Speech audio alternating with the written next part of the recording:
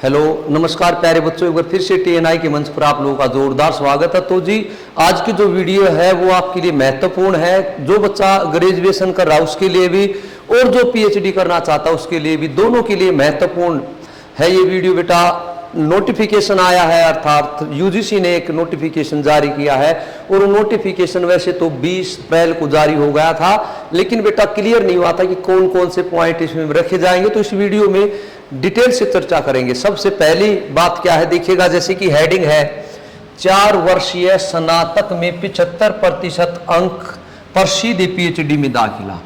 देखिए भाई ये है, अगर आप ग्रेजुएशन कर रहे हैं, बैचलर डिग्री कर रहे हैं, लेकिन वो बैचलर डिग्री 3 ईयर नहीं भी, वो बैचलर डिग्री कितनी है, 4 ईयर की है। 4 ईयर की बैचलर डिग्री है और आपकी उस बैचलर डिग्री में जो परसेंटेज है, आप जो बैचलर डिग्री कंप्लीट करते हैं, आपकी परसेंटेज अगर 75% है तो एक रूल आया है। वो रूल ये कह रहा है, यूजीसी ने इसको बेटा, जो जगदीश जी हैं हमारे यूजीसी के जो चेयरमैन हैं, उन्होंने जारी किया है आदेश। तो उसमें कि भाई अगर आपके 75% मार्क्स हैं तो आप सीधे फिर आपको मास्टर डिग्री करने की जरूरत नहीं है। जो भी मास्टर डिग्री कर रहे हैं बच्चे, उसकी जरूरत नहीं है। अगर आपने ग्रेजुएशन में, बशर्ते ग्रेजुएशन 4 साल की है और उसमें 75% अंक ले लिए, तो एक टेस्ट है, आप भी जानते हो, टेस्ट है भाई नेट का। नेट का टेस्ट है, यूजीसी द्वारा आयोजित कराया जाता है और यूजीसी ने एक एजेंसी बना रखी है एनटीए, वो इसको कंडक्ट कराती है। तो आप वो नेट का एग्जाम दें, नेट का एग्जाम क्वालिफाई करने के बाद सीधे ही आपका एडमिशन पीएचडी में हो जाएगा। अच्छे से समझने की कोशिश करें बेटे।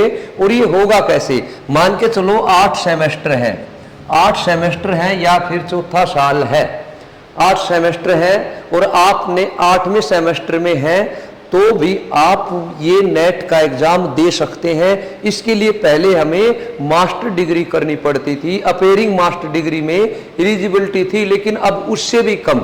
अगर आप ग्रेजुएशन के लास्ट सेमेस्टर में हैं, 8th सेमेस्टर में हैं, तो आप अभी जो जून में जो 20 तारीख से फॉर्म भरने शुरू हो चुके हैं, तो जो जून में एग्जाम होगा उसके लिए है ये। तो जो बच्चे अब फाइनल ईयर में हैं तो आराम से वो फॉर्म भर सकते हैं, पहली बात।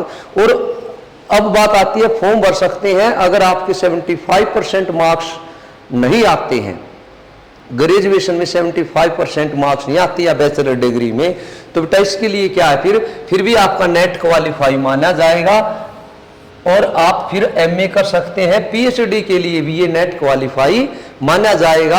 अगर आपके 75% मार्क्स आ जाते हैं बैचलर डिग्री में, तो फिर आपके 2 साल बच जाएंगे। मास्टर डिग्री अर्थात पोस्ट ग्रेजुएट जो हम करते हैं वो करने की जरूरत नहीं है, डायरेक्ट पीएचडी में एडमिशन हो जाएगा। अब एक और वो है, एक तो ये बदलाव किया यूजीसी ने, दूसरा बदलाव क्या किया बेटा, दूसरा बदलाव ये हुआ है कि आप किसी भी सब्जेक्ट से नेट का एग्जाम दे सकते हैं।